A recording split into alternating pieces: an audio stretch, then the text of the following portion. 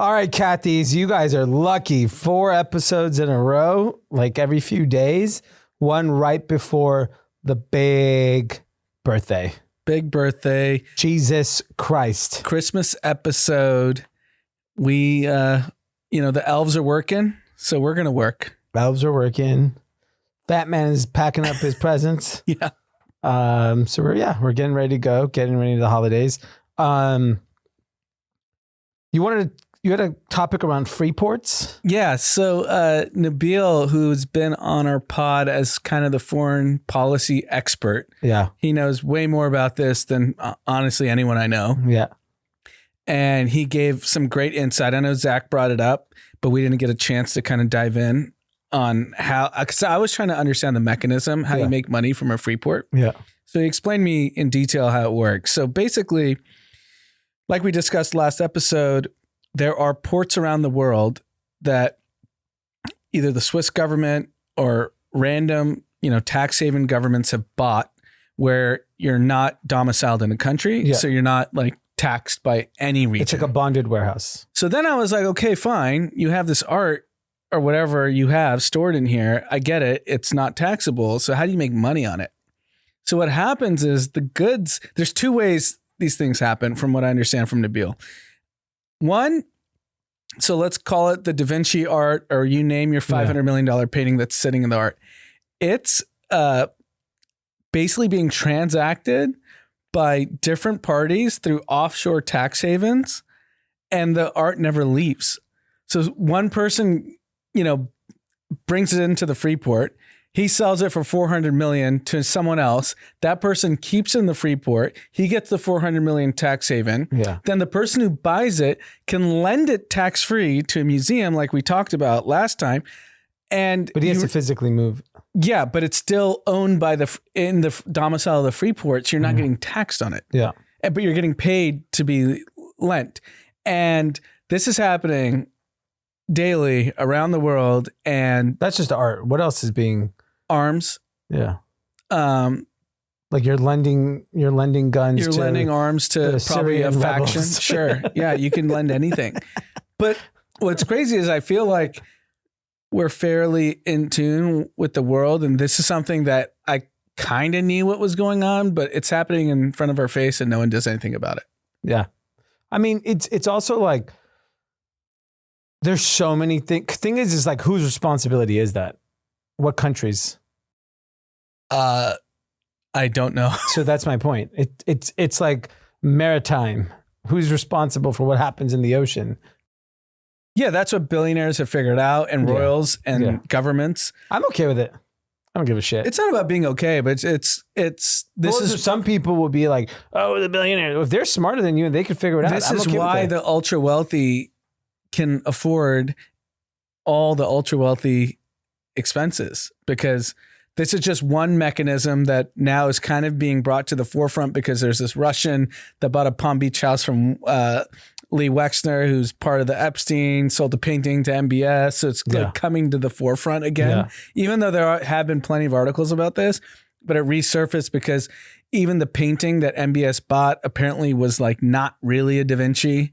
And there's debate whether it was, but he sold it for $450 to please the Trump administration to go overrule Congress on Yemen. So there's all these conspiracy theories. You're talking about conspiracy theories. Yeah. And I just think this is just another mechanism and element in the world that a lot of nefarious behavior can be done. Yeah. That's it. Yeah. I'm good with it. It's not about being good. It's just good to know. Why? What are we going to do with it? I don't have a Da Vinci. I don't benefit. Maybe you should get one. Well, my Da Vinci would be like a slice of pizza from an Italian. You need that art with the banana, the banana, just a slice of pizza. I can lend that. A slice of pizza? I can lend the pizza with a piece of tape. What slice would you put on like that banana that was put on the art? It was the talk at Basel like 2 years ago, 3 years ago. 5 years ago. Yeah. I would say in LA, I'm going with the... No, global. It's a slice of pizza. You have to have global appeal. You think MBS is buying a Vito's pizza? Well, those really popular New York pizzas, I don't think they're that good. Yeah. Like, I don't think Bleecker Street pizza is like as hot. I mean, you're eating pizza every week in New York, so you should tell us. I think there's better pizza in LA. How about that? Hot take. Very hot take. New York's just overhyped. It's even like bagels. Everyone's like, Everyone hypes the water, right? For the pizza? What, rat water? Yeah, maybe. Okay. So maybe if rat water makes better bagels and pizzas, then so be it. I think 10 years ago, there was not good pizza or bagels in LA. Today there is. There's incredible pizza. A lot of great bagel shops. A lot of great bagels, a lot of great pizza. I think people just finally put the effort in to like make good food. LA's food scene also 25 years ago was not good. Mm-hmm. It was not known for really great food. The food thing is like pretty recent in LA. Like 10, 15 years. I follow our friend Ben Hundreds on Instagram. He's posting restaurants I've never heard of all around the city. Yeah, like you know when all these lists come out of like top 20 restaurants in LA, I never heard of one of them. Not one. Yeah. Like literally have not even heard of it. He does his little food tour on Instagram. Great follow if you want to discover LA food. Yeah.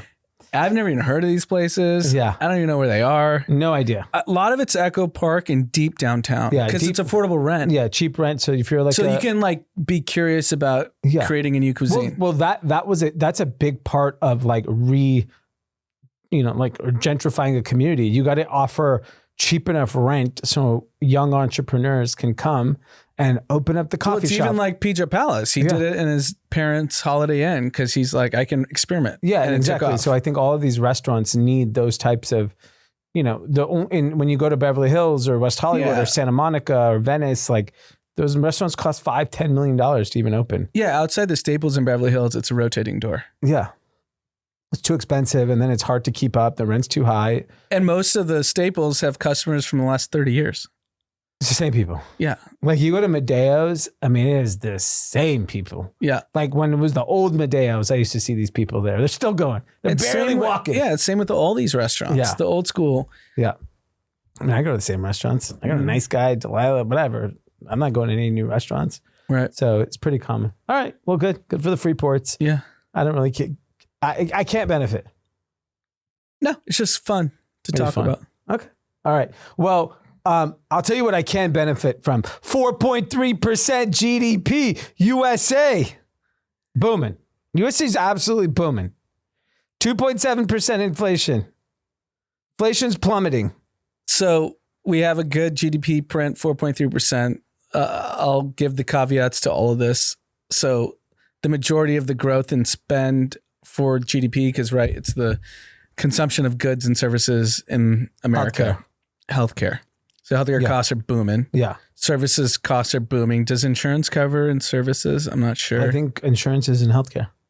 Okay. Yeah. For healthcare insurance. Yeah.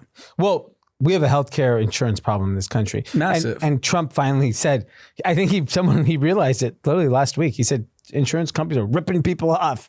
So the kind of pickle is, yes, GDP is growing, inflation's down, unemployment is actually growing, and the average person does feel still disenfranchised. And you know what? Scott Bessent, you should, I love this guy. I'm listening to his All In right now. I'm halfway through, yeah. And he said it. He's like, this year was not for Main Street. He said next year is. Next year is.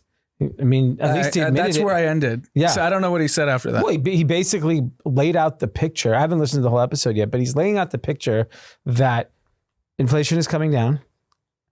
There's clear investments being made across all of these industries. And one of the things he said that tariffs basically forced some element of domestic production that is an investment that will create jobs. Like even just assume we all know that AI has had a huge impact on GDP. A lot of that will be in the form of, we were just talking about data centers. Yeah. That's going to create jobs. That's going to create GDP impact in those local economies. And by the way, data centers are not in Manhattan and Beverly Hills. Data centers are going to be in Arizona, New Mexico, Ohio, those states, are Texas. Those are where the data centers are going to be built. Those are going to create jobs. Those are already affordable communities. So you should have a pretty big impact on things like that. And I think the main thing is we're getting lower interest rates. It ain't going up. Well, he tweeted it today. Yes. So Trump tweeted today, on Truth Social, but it always gets repurposed on Twitter or X. I'm not appointing a Fed chair that does not agree with me. Yeah. We will have lower interest rates no matter what. And Kevin Hassett came out and said, we're behind the curve. We need to lower interest rates faster. Everyone else is lowering interest rates. So he obviously wants to be Fed chair. And what's interesting is that like... So here's my bone to pick with Besant. Granted, I'm only like 20, 30 minutes into the episode. He started praising Greenspan in the 90s. And it's pretty unanimous. Everyone thinks Greenspan created the GFC. Yeah. So I don't know how he reconciles that. And no one pushed him on that, which I thought was kind of weird because these guys all know. Yeah. If you talk to anyone that's been an investor in any asset class from 2000 on. Yeah, but I would argue that he kept interest rates too low, which created the GFC. Yeah, but what actually created was large banks creating products. Yeah, because they could lend at zero. They were borrowing at zero and lending at 3-4%. So I think that was the mechanism why the GFC was created. Yeah, the problem is we didn't have the guardrails on large banks. Today, there's a lot more guardrails in the banking system than there was 15 years ago when all this shit happened. Like in 2007, 2008, it was fuckery. Yeah, my point is he kept it too long. I mean, you can talk to anyone in finance. Yeah. They'll tell you Democrat, Republican. I know, but we don't have low interest rates right now. So we have to see. And the thing is like Trump is only going to be president for 3 more years or maybe 7. And then, so if he's 7 more years, 7 years it takes GFC, Greenspan is from the 90s.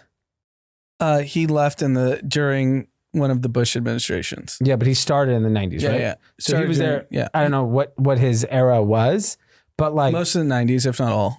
Yeah. And GFC was 10 years later. So like at some point, someone pays the piper. Yeah. Like we're paying the piper right now for what happened during COVID. Yeah, of course. The spending. We did 2 years ago. And the other thing he did, I think it's a tough for people to understand, but I think more conservative people understand it. But in regards to immigration, what Scott Bessent was saying that in like C and D locations, rents went up dramatically, which infected lower income people. And now that immigration is basically non-existent, you're seeing that those costs go down. And so I think effectively in the economy, most things can go down in price except for insurance. The only way insurance is going to go down is if the administration does what they did with the pharma, and they basically drag them all up there and say, you're dropping prices. If not, we're going to tax you. And even the French Macron, he said, you're going to have to raise prices. And he's like, no. And he's like, well, if you don't, I'm going to tariff you. So a minimal increase globally on pharmaceuticals benefits the Americans dramatically, right? Where they can get the price down. Health insurance, we know, is a scam. There's nobody who thinks health insurance is not a scam. Correct. So, and I think the most interesting thing about what this administration has the ability to do is all previous politicians pander to big pharma, oil, back in the days, tobacco, those types of industries. Those industries from a GDP perspective are fucking irrelevant. They're just not. Look at the size of these tech companies. So what are they doing now? They're pandering to tech. Big tech. That's who politicians are now owned by big tech. The one thing about big tech, and I'm comfortable being wrong with this, when I think about specifically things like health insurance, car insurance, food, where are they doing things that will inflate the cost? I feel like they're doing things to deflate the cost. So not yet. Car insurance with Waymo is going down. With Waymo, sure. I'm just talking about the insurance products. Amazon is getting into healthcare. Prescription drugs on Amazon are dirt fucking cheap. They want to be in the insurance business. Yeah. So why wouldn't you? It's 18% of the GDP. Yeah, but like I don't think Amazon and Costco and all these people that are going to enter the space, they view it as a low margin business. For them, it's just stickiness for their core business. Yeah, it just adds cart. Yeah. you buy, they can afford, they've already have you. Yeah. They already have the distribution centers. Yeah. Even if they make 5% on a drug, it's still accretive to them. Yeah. And that to me is where big tech becomes deflationary, where it's like they're in the pockets of the politicians. They're going to do whatever the fuck they want because they are the richest companies in the world. But I do think we benefit from it. So on healthcare costs and insurance. I got served on YouTube interview between Balaji Srinivasan, who now lives in Singapore, and Friedberg. I think it was 2 weeks ago, but I saw it in the last couple of days. They basically pointed the doomsday, how far advanced they are in long-term thinking than the US is. And they talk about nuclear, they talk about data centers, and they give the metrics. They're like at a 5 to 6x clip China is versus America. And then obviously building, they have no regulations. They can build whatever they want. Yeah. They can build whatever cities they want. Yeah. They can do whatever they want. Yeah. They can do whatever they want. And, they paint a pretty doomsday picture for America. And Friedberg was just like, look, all my friends are in the administration now. Yeah. So what should they be doing? Yeah. And, they tried to come up with but this is like the thing, right? Everyone says America's always doomed. I don't think so at all. But when you look at just the data objectively, which you can't exclude, is America's the biggest economic power in the world by like a magnitude of like 20, I think, or 15. Yeah. And everyone keeps calling for the doom of America. I just don't see it. And I know these guys are really smart. They look at data, but you can't stop the American consumer. China was on the path of complete global dominance. They shot themselves in the foot. Yeah. So I'm going to bet those idiots are going to do it again. They shot themselves on the foot on fucking COVID. They went too draconian. It set their 100-year plan became 200-year plan. Then the population thing they did. Yeah, screwed them. Lights up. It's over. Game over. Do you understand? If you grew up, think about it, 50 years of no one having a big family, do you know how long it's going to take for these people to have 2 kids? It's going to happen 100 years from now. And they also argued, which I completely disagree with, that FDR was just the lesser of the evil of communists between Stalin, Mussolini, and Hitler. This is why that guy's in Singapore. No one gives a fuck what anyone in Singapore thinks. Let me tell you about Singapore. It's Singapore. And P-O-O-R. That's what it is. FDR was credited with creating kind of the new America post World War II. What? Yeah, of course. I remember from the history books, he basically is the reason why America became global dominance. Yeah, if you look from the 50s on, we grew faster than everyone. That's why China didn't start till 20 years ago. Yeah. No, whatever. These guys didn't know anything. Especially Singapore. I can't accept it. But I do think the big takeaway that everyone in, if you listen to what everyone in the administration is talking about, interest rates, inflation, they're obviously putting pressure on large corporations to invest. It's crystal fucking clear. We're going up into the right next year. There has to be a macro event for stocks to go down. I agree. Like something we cannot, catastrophic has to happen. Yeah. We learned this during COVID. We were the idiots sitting on this podcast. Idiots. I will call us out. We were fucking morons. We were like, how is the stock market? Everything is closed. And we've been hearing this in our entire adult life. Do not fight the Fed. Yeah. And the most simple-minded people made all the money. I'm not fighting it this time. I'm riding the fucking wave. Yeah. Risk assets are going to have a great first half of the year. Yeah. I mean, why? May is when our guy gets put in the chair. Yeah. Second half is going to be even better. And the midterms are coming, so you know what's going to happen. You have to pump. And I think, you know what, the Fed and the administration is going to keep fighting. If you want to talk about don't fight the government, because the common narrative right now is the Mag 7 and the S&P 493. Yeah. Mag 7 represents a very small portion of the population that's benefiting. So they got to pump the 493. The 493 need to go up. I literally was thinking of like, I would be long 493. yes, I'm very much like, Because that represents America, right? well, there's one underperforming Mag 7, heavily underperformed, Amazon, Yeah, they are. which they have not, I think they're up 3% this year. Still a $2.4 trillion company. Yeah, but it should be worth 4. Yeah. Like, if you just think about it from that perspective, like, you know, they represent the 493 in a mass Yeah, way. they basically are 493. Yeah. They are 493. Yes. And so my, and not financial advice, my hypothesis is that's my bet. I'm just like, okay, all these tech companies have eaten. Amazon's not being valued like an AI company. They're being valued like Macy's. yeah, like a shitty retailer. And so with the AWS, that's obviously very profitable. But like, you know, Costco has an enterprise, you know, like a PE way higher than Yeah, I Walmart. do think we have predictions. It's the year of the 493. Yeah, and I think what the administration is setting up for, they know it's about Main Street. Scott Besson is smart as shit. Like, he's like one of the people that have actually listened to. I'm like, man, this guy's not an idiot. No, he's very smart. He's very smart. But he also has to look. I wish we could get Besson outside the administration, because a lot of these guys that are in any administration, they sound way smarter when they don't have to play the party line. Like, even the people under Obama that have come out, even against some of the things he's done under Bush, they've come out. Like Colin Powell came out and basically was like, yeah, Iraq was a joke. Yeah. And he was part of the problem.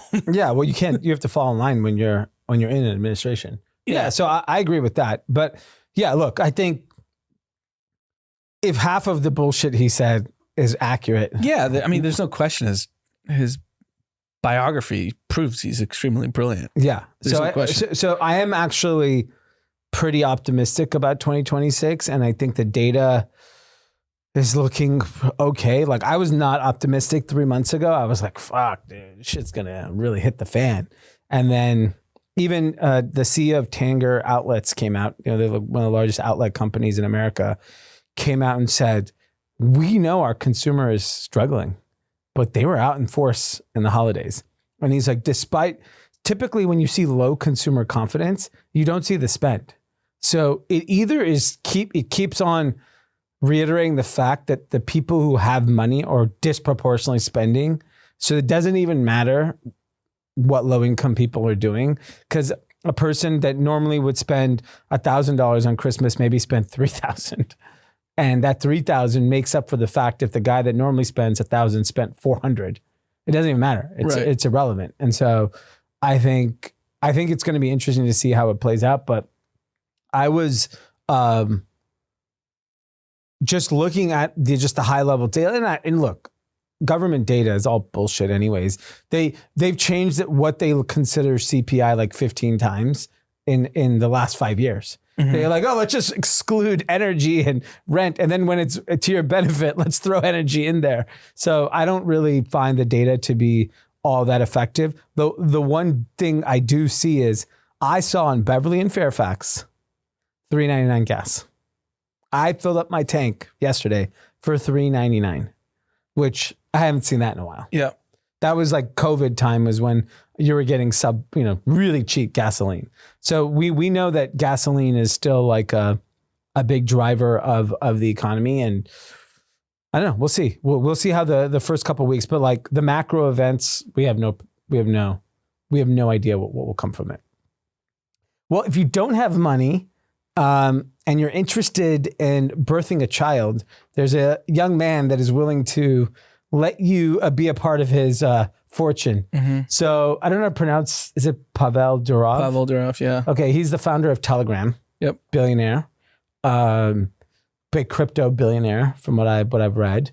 Yeah, so he made all his money in crypto, and he says he loses money on Telegram. Yeah, he just does it for, the vibes. I'm on his Telegram chat. Yeah, because anyone can subscribe to So it. he just talks. Yeah. Did he announce that he will cover IVF costs for women under 37 who want to use his donated sperm? How much is he jacking off? I think he's shooting for 100 kids. That's 100 jackoffs. That's not that much. That's not that much, I guess. But I mean, Jesus Christ. But I think it's a pretty interesting. And you've seen, because Wall Street Journal has been covering this the last few weeks. There's Chinese billionaires doing the exact same thing. They're getting hundreds of kids with their sperm. I don't know what their motivation is. Yeah. This guy's just, the Elon expand population. Yeah. And does he have to pay for them? What's the he's contract? Not only paying for them, he even promised the offspring a share of his fortune. He's letting them. I know he's paying for the IVF, but who's taking care of the kid? Oh, I'm sure he's gonna. I mean, 100 kids, each kid's $1 million, 0 to 18 at the minimum. Well, it depends. If it's in like Russia, it's not. Yeah. They don't have to be going to school in Beverly Hills. They can go to school in fucking Russia. It'll be a lot cheaper. I mean, I don't think he's promising any, maybe it's based on your zip code, the lifestyle you live, but it's geo-targeting the. Yeah, but it's a pretty fascinating thing. Like the billionaire class and like population, they're really going for it. Like I really believe the new status is how many kids you have. I felt like that when we started having kids.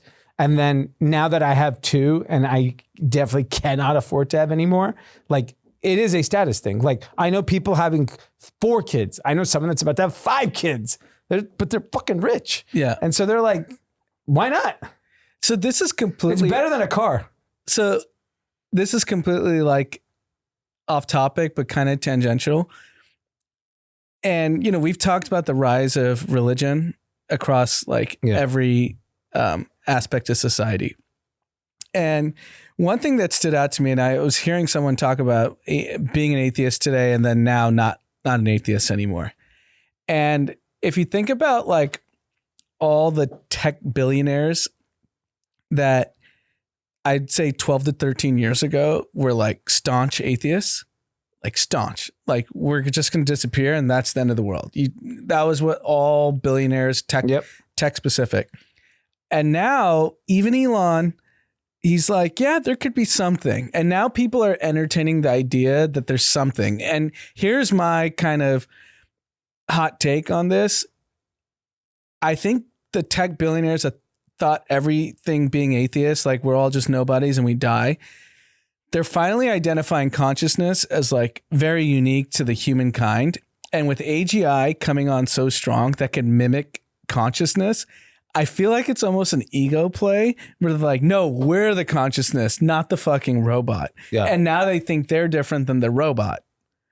Yeah. That's kind of what I think what made them transition, because they never used to talk about it. Now they're all in interviews like, yeah, there could be something. They don't want to say God. They don't want to say something. But before it was just like, no, we're just matter and we die and we're over. Yeah. Now that consciousness is being kind of for the first time, no, monetized, but actually potentially being real. Yeah. They're like, how are we different than this? And now they're like, wait, are we different? But we must be different because we have some higher being. Yeah. Yeah, I think so. I think a lot of I know that's a really out of the blue I think it actually circles back to the same thing. I think a lot of young people who are really smart, they have a very black and white view of the world until they have kids. And then when you have kids, you start realizing that life is different. It's not, like your boy who when he wanted to die by 40. He said over 40. There's no reason to live beyond 40. He's over 40. He's over 40. He's alive. He's alive and well. Yes. With a kid. And I remember when you told me that, I was like, is this guy fucking joking? He literally says there's no reason to live beyond 40. But that's how these people think. He's a tech guy, right? There's ones and zeros. After that, he's a zero. Yeah. Eventually, when you hit 40, you go to zero. That was his whole thing. And so I think a lot of these people, they have this like weird planetary, it's too much sci-fi that like none of this shit matters. And then one day you have a kid and you're like, oh shit, there's other things in life besides numbers. And I think their perspective of the world changes dramatically. Yeah, no, I've just been noticing the change. Yeah. Well, turning topics, one of the more interesting things that's been happening in this like kind of consumer softness environment is, so typically luxury has always withstood kind of a recessionary environment. And we see it with Kering Group and LVMH and a lot of these players. They're all soft. They're all very soft. Yeah. But they're still way up from where they were 5 years ago. And their businesses are still profitable and they'll be fine. There's no existential risk for any big luxury conglomerate or house. And we know it's going to whipsaw back when people start spending on that product again.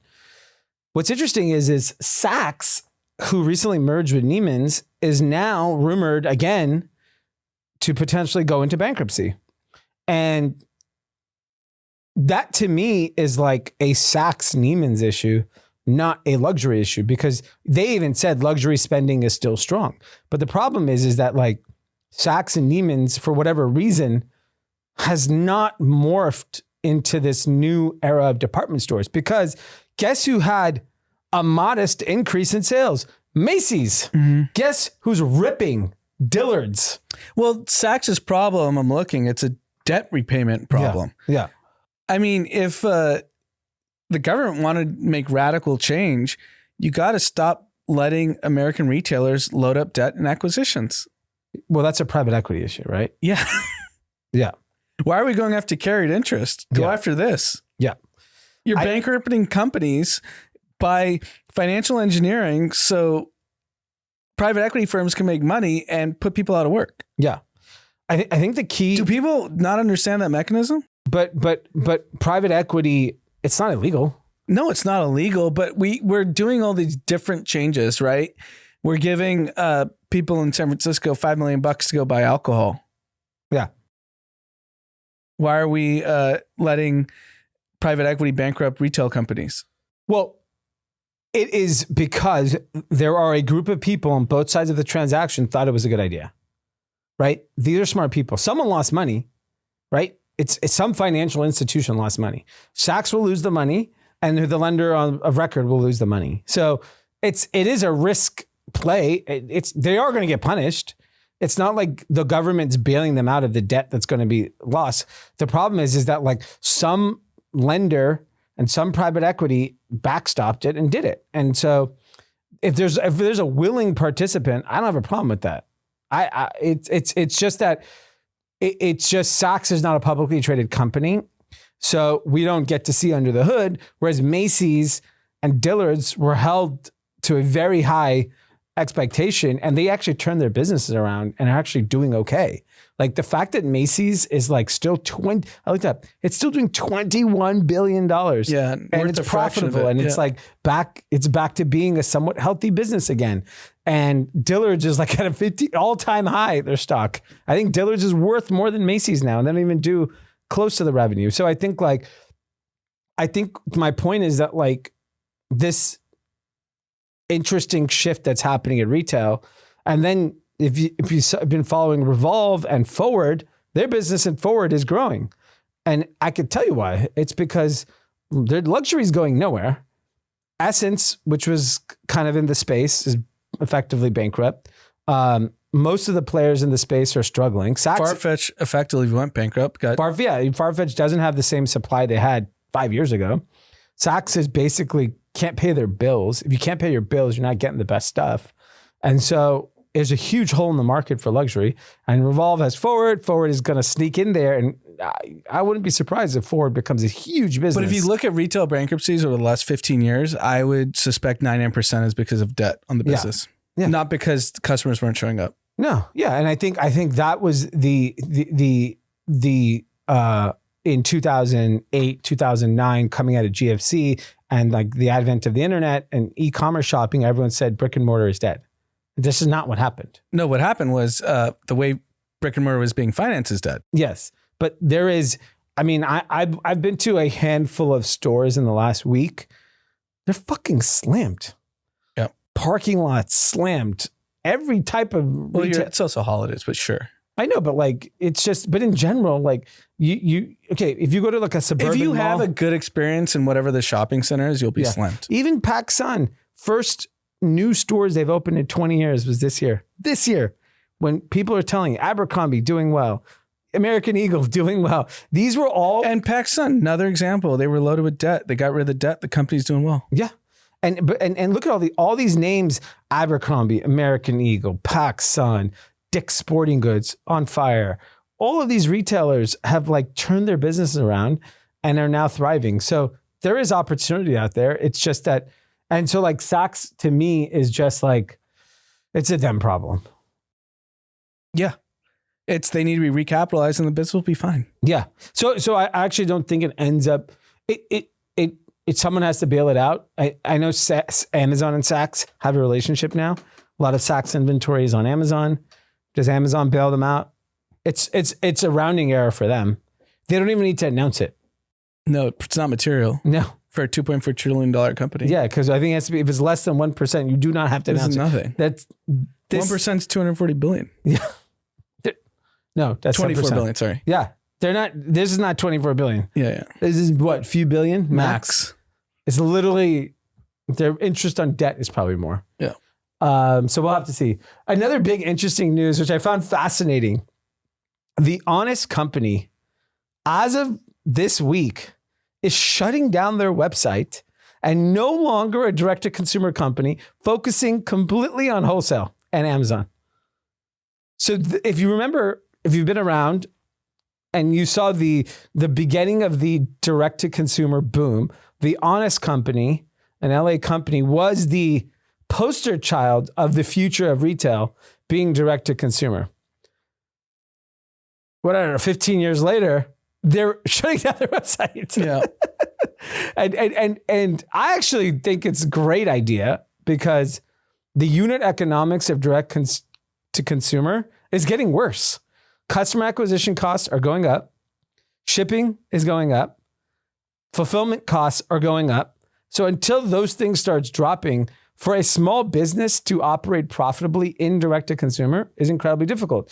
But as soon as you plug into an Amazon or a wholesale thing, hey, yeah, your margin's way less, but it's finite. You know you're making this much amount of money. So you could take this out if Dee wants to. So when Honest Company got bought by L Catterton, my close friend actually ran the deal for L Catterton. Yeah. And his entire initiative was this. Yeah. Stop the D2C. Yeah. Let's focus on wholesale. We're crushing in Target. Yes. We're crushing, I don't know what other retail, maybe Walmart, whatever. Yeah. We're crushing all these. Why do we have 150 engineers? Yeah. Let's get rid of these 150 engineers. Yes. And I think that is why one, L Catterton is very successful because they saw it. It's a good brand. It's a great brand. They make great products. It has a cult following. The issue is direct-to-consumer economics, and then they were in an area of like pre-Shopify where you had to go build this site. Now you don't need any engineers to operate an e-commerce site. No. You need Shopify. And you can off-label any AI company to be your engineer. Yeah. And you don't really need maybe for some modest integrations. For the most part, you need one on top of everything. Yeah. And like I met several different types of businesses that are not using Shopify, but are in commerce that's fully no code. Like literally, like these people are not engineers. They have figured it out. They built a custom system for themselves. So I think like what happened with Honest Company is actually quite amazing because it just shows you these are actually good businesses. They're actually good brands. Yeah, I feel like the brands that were built to D2C is the equivalent of debt on retailers. The engineers were the debt. Yeah.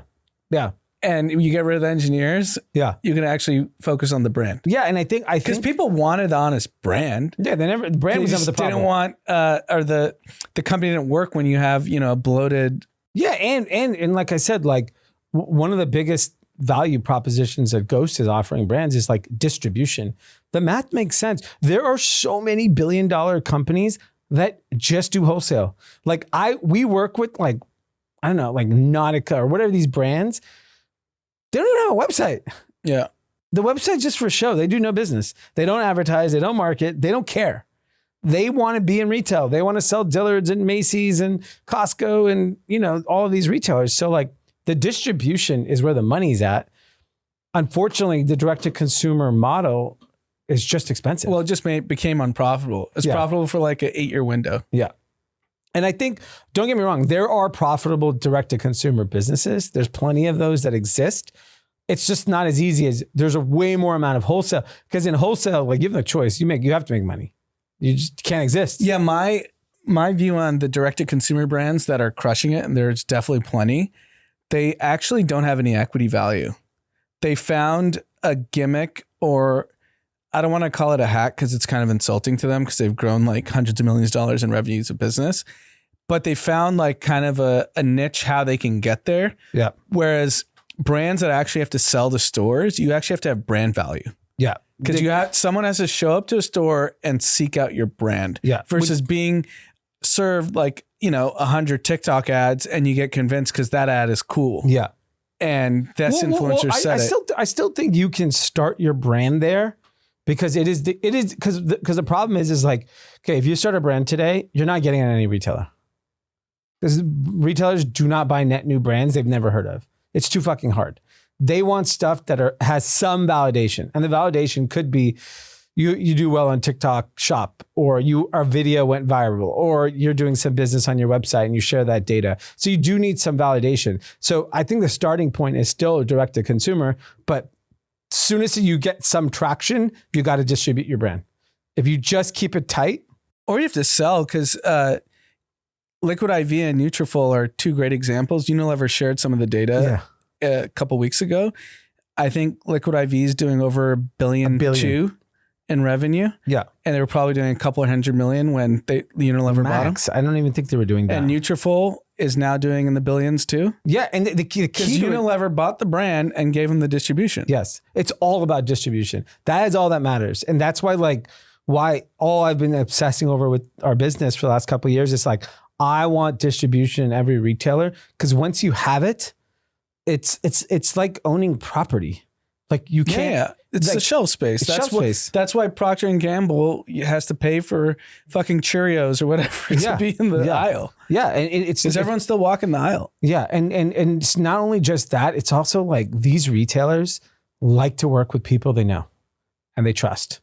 It's really hard for them to get comfortable working. We work with some very large retailers. They're not onboarding random vendors weekly. It's just not happening. Like a mid-sized retailer can do that, but a big one, the risk is too high. If you don't deliver to Walmart, like it's a big fucking problem. Like they lose their mind. Their dates are very precise for a reason. Why they do something is very precise for a reason. So I think it's a good lesson, and I think it's a huge opportunity. Yep. All right. Most bizarre story I read this week so far. What you got? Steven Spielberg. Mm-hmm. So the director of Jaws shared a story recently. I think Jaws is coming out any day now. Or maybe it came out. I have no idea. Like the remake. Saying that he wrote or directed, he wrote Man About Town, Ben Affleck movie. And he wanted Ben Affleck to work with Steven Spielberg as a director. Okay. Steven Spielberg and Ben Affleck are obviously friends. Turns out they're on vacation at the same hotel somewhere. I'm not too sure the exact location. Yeah. Ben Affleck is walking by the pool. Steven Spielberg's son pulls him into the pool, pushes him into the pool. Ben Affleck gets out of the pool, starts yelling at him, and throws his kid in the pool. Okay, so now Steven Spielberg said, I will not work with Ben Affleck because he threw my kid in the pool. Why the fuck is Steven Spielberg's son first throwing Ben Affleck in the pool? And so this is the late 90s. Yes. And I guess, how old could Ben Affleck have been? 26, 27 years ago? I mean, he's his mid-50s probably? Yeah. Yeah, what you push like a 28-year-old. You're getting pushed in the pool. Yeah, exactly. And then so first of all, like, that's pretty entitlement of Steven Spielberg's kid. And it's entitlement of the dad, Mr. Spielberg, not reprimanding his son for pushing this guy in the pool. And he's mad at Ben Affleck. Because he's yelled at his son and Ben Affleck pushed him back in the pool. It's a good story. This is like a great Hollywood story. Great. It's almost like, it's kind of shocking you would even share it. Yeah, why? What's his motivation? Basically why they don't work together. You think he's just like older and is like, fuck it, I can say whatever I want. Oh yeah, exactly. Maybe. And maybe he just has a new bone to pick. Maybe Ben Affleck shined him at like some fancy Hollywood event. Yeah, I mean, I don't I don't know. I can't read Ben Affleck. He could be a great guy. Could be a piece of shit. I have no idea. But it's an unbelievable story. Yeah, no, I mean, it's pretty good.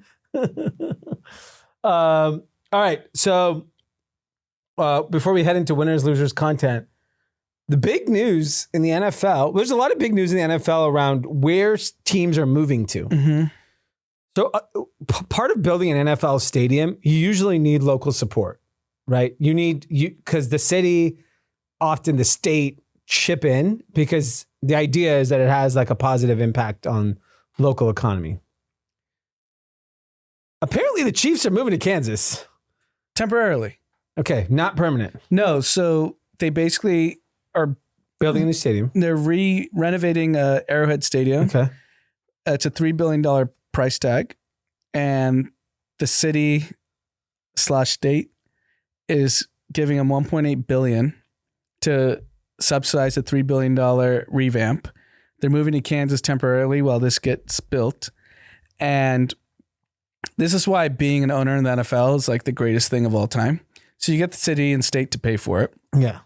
And all your rent payments like go towards renovations that you get to use and security and staff for the stadium. So now the city is now a technically owner of the stadium, but you're paying rent.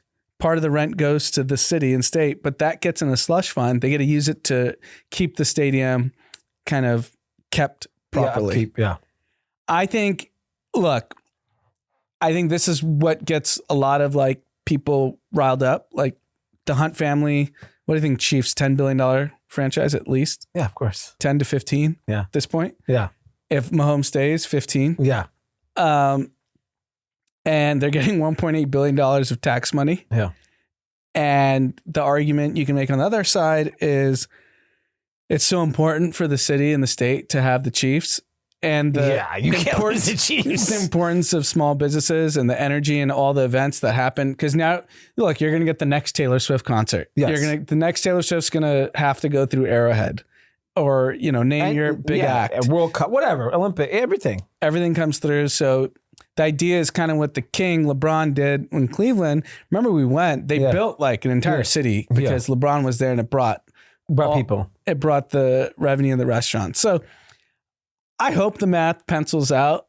They should probably lead with the math and not with this story, because the Hunt family came out and did a press conference talking about it.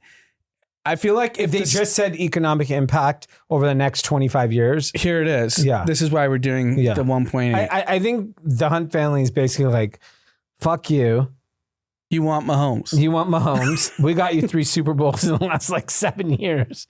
So eat shit. I'm not mad if the math pencils out, and if it does outline you outline how the breakdown is, just lead with that, because you're just giving fodder to be like, oh, another billionaire getting saved. Well, there's another big discussion in the NFL is Chicago Bears need to rebuild a stadium. Their stadium's a dump. Mm-hmm. And the city of Chicago, for whatever reason, is like putting up a big fight. It's another banana republic, Chicago. Yeah, that's complete insanity. So Indiana threw their hat in and said, we'll give you whatever you want, tax subsidies. If they steal the Bears, it's Chicago should just shut down. Yeah, I mean, all the major corporations have already left. Yeah. Citadel's gone. Yeah. Low performer this year, Citadel. I saw that. But 9%? 9%? S&P at 18. Yeah. What are you doing over there? They're probably short. They were doing natural gas. That was their big bet. Silver and gold were the plays. I mean, gold's up 150%. Silver's up even more. Yeah. I mean, all of these things are up so much, and these guys are betting natural gas. What are you doing? Natty gas? Their algo wasn't using AI. I don't know. Also, like, it was a pretty simple narrative. The AI thing was a pretty, like, do they assume the natural gas was powering AI data centers? Was that the play? And maybe it's a laggard and they're going to see the benefit of it? I don't know. I don't even know what natural gas is. LNG, liquid natural gas. Exactly. Nobody knows what it does. It's a good moniker, though. Yeah. You see LNG, you think it's complicated. Yeah. I don't know what it is or what it does or what the purpose of betting on it was. It didn't work. 9%'s a joke. Yeah, and they're opening in Dubai too. Yeah, that's just to raise money. Well, I think it's also talent has gone there because all of Europe has moved to Dubai. They're out of all So the if you major want cities. European talent. Yeah. Yeah. They have a lot of LNG there, I would assume. Yeah. All right, moving on. Winners, losers, content. Who's your winner of the week? Winner of the week, everyone's celebrating the holidays. It's a great time of year. You get to be with your families and everyone enjoy and take in the break. It's kind of nice in LA. There's no traffic right now. It's very calm. Yeah. This next week in LA is so nice. It's just traffic is gone. Even today, the traffic was light. Yeah. Feels like, except I just don't like the rain coming in. Yeah. I know you're in and out, but atmospheric river explosion. Do you think, because remember the last time it was predicted, nothing actually happened? You think this time we get hit? I mean, what is getting hit? I think the real issue will be what happens when the fire areas. Will power go out? Yeah, maybe. I don't know. It is heavy rain. They are expecting heavy rain. Yeah. Record rainfall. All right. My winner of the week. It's me. I made it to the fantasy football finals in one of my leagues. So did I. Oh, you did? Yeah. Who are you playing? Brew. Okay. So you have a big, we both have big weekends. Yeah. Christmas Day it starts.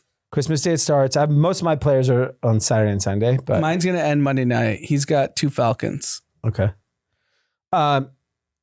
Fantasy football, I can only imagine that it's growing double digit a year. I mean, our mom plays. Yes. That's a good indication. And what's interesting is now that my oldest knows what it is, he's very entrenched in my fantasy football, but like there are his friends, they're in leagues. Mm-hmm. Like the parents are doing leagues with them. So this thing is unstoppable, fantasy football. It's great. It's such a, I mean, I would, in addition to gambling, I think gambling is a big part of the NFL's growth. Fantasy is equal, in my opinion. Yeah.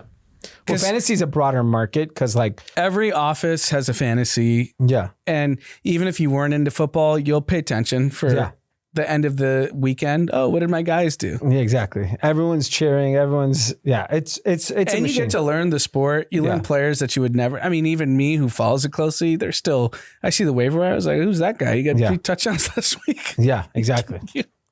It's funny. I watch so much football, and I don't know anyone. There's a lot of you guys.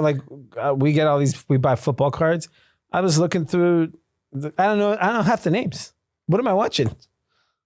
Yeah, I literally don't know any of these people's names. It's fascinating. All right, loser of the week. No loser, another winner. Pokemon cards. Yeah, Pokemon's on fire. So there's a Netflix show that's debuting today. Yep. Basically talking about collectibles. It's like the kind of godfather of the collectible space. It's putting it out. And Logan Paul has the most expensive Pokemon card. He bought that a few years ago. It's the only PS10 PSA in the 10, world. Yeah. PSA 10, sorry. And I think he spent $5.3 million. He said he bought it from someone in Dubai. Yeah. You know the thing about the Pauls is they're willing to go big and be wrong. Because I saw him on ESPN talking about it. And then I was like, wow, is he always right? And then I thought about it. They went so hard on NFTs and that was wrong. Yeah. But they went hard on Pokemon. That's right. Yeah. And by the way, even Jake, who fought this weekend, which you guys asked beat, at the end of the fight, I don't know if you watched him speak, where he's like, yeah, man, I got my ass beat.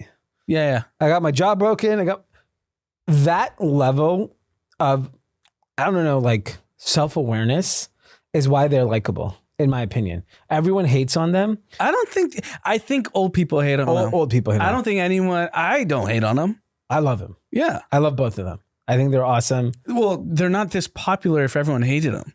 Yeah. I think old people finally had to be forced to like them because they're too big of a business. Yeah, they're not going anywhere.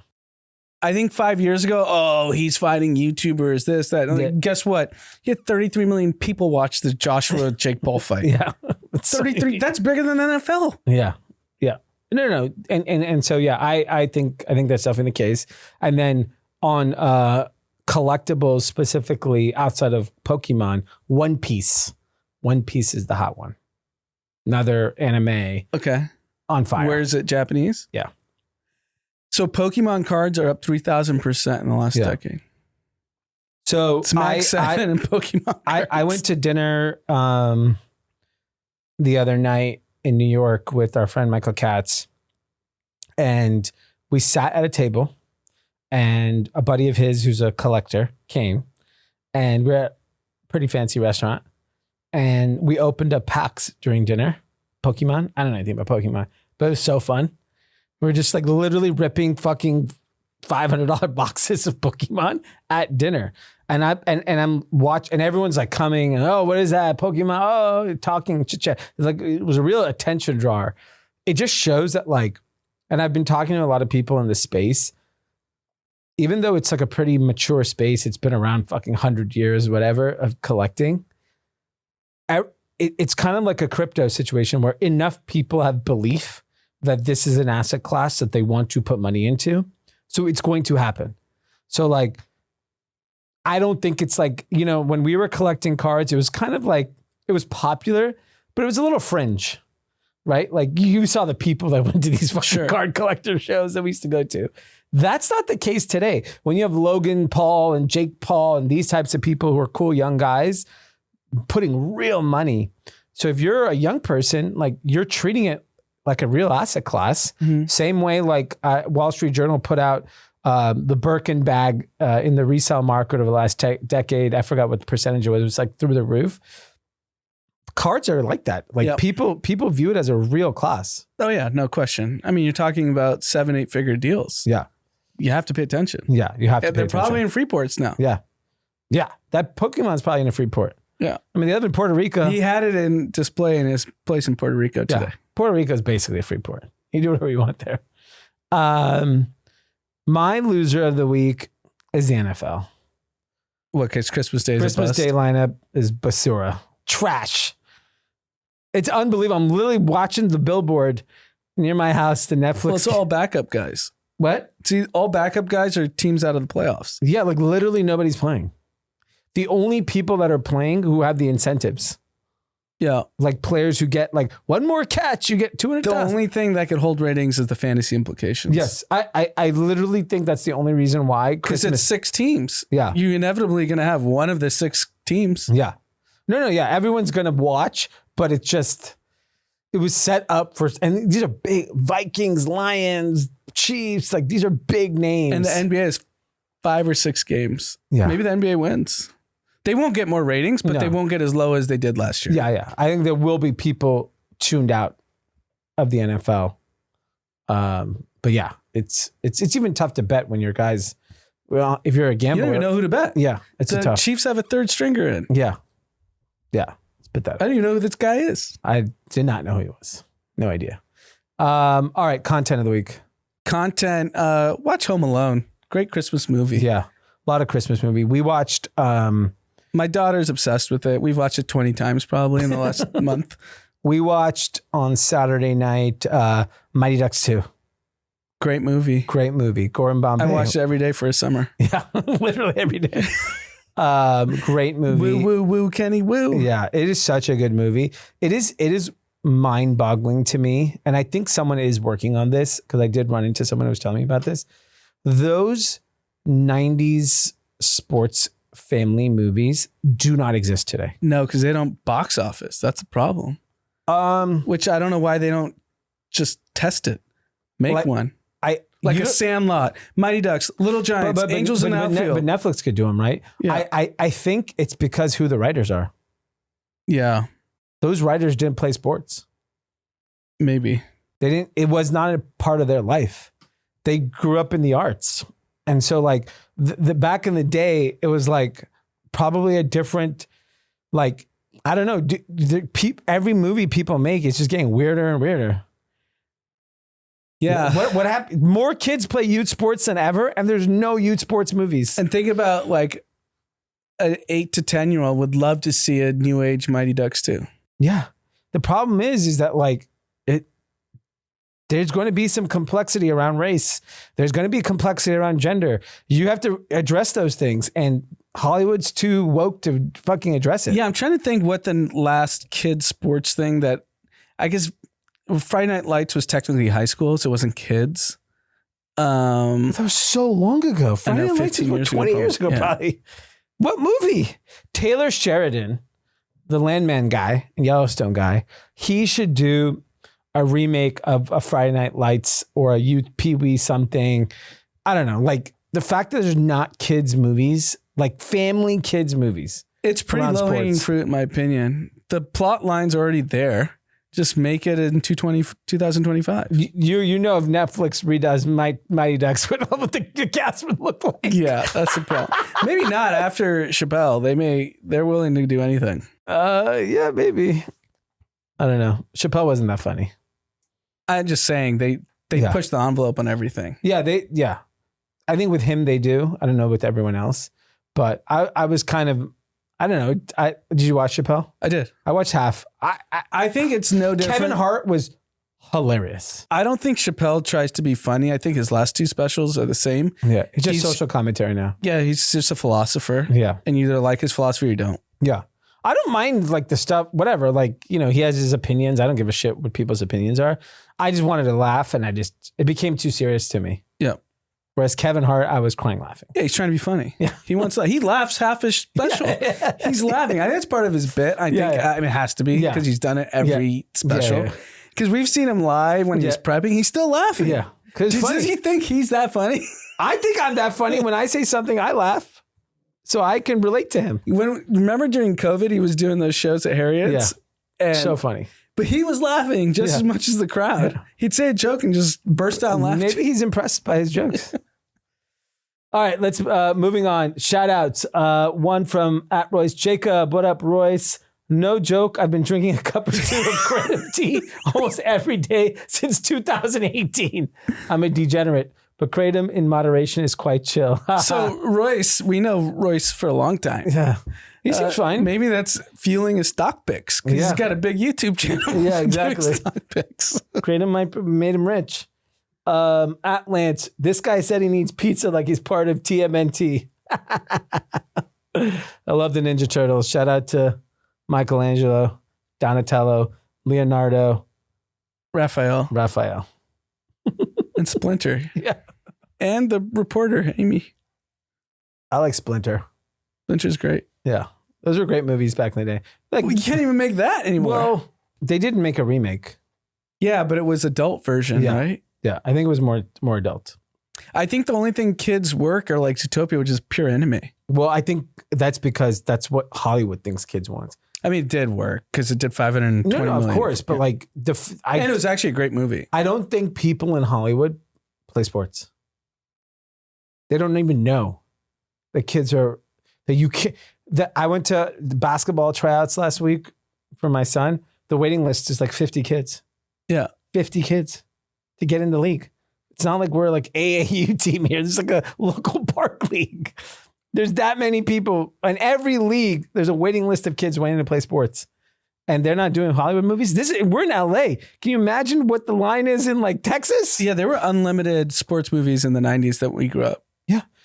When I'm on a plane and I want to watch like some like Mighty Ducks sound, it's all movies from that era. Mm-hmm. There's not even a new movie like that. Yeah, Rookie of the Year. Great movie. Like 25 years old. More. I was a kid when that came out. I was in the 90s. Yeah. I was not 18. Yeah. I'm telling you. So you're It's probably 30, 35 years ago. Yeah. That's insane. Sandlot, we were probably 10, 13. Yeah. Sandlot. Not Sandlot. I watched the original Bad News Bears recently with my kids. Holy shit. The words that were coming out of the kid's mouth. It was insane.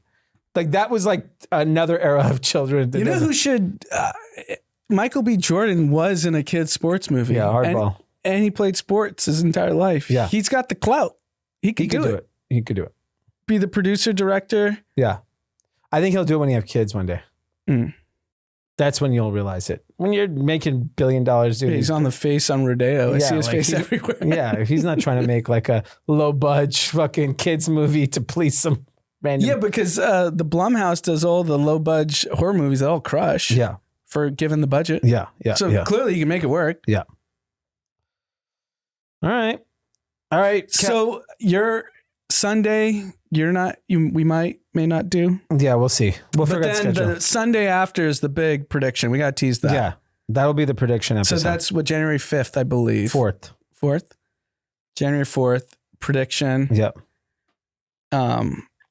Big one. It'll be hot. We Yeah. have time to prep.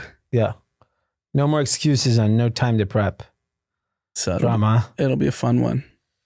All right, Cathies. We will see you next week. And Merry Christmas to the Pfaff family. Drama claims he's going to church. We need the parents to confirm it. Yeah, I want a picture Mr. and from Mrs. Mass. Pfaff. I want a picture from Mass. Merry Christmas. Happy New Year. Happy holidays. Enjoy the break. Bye-bye.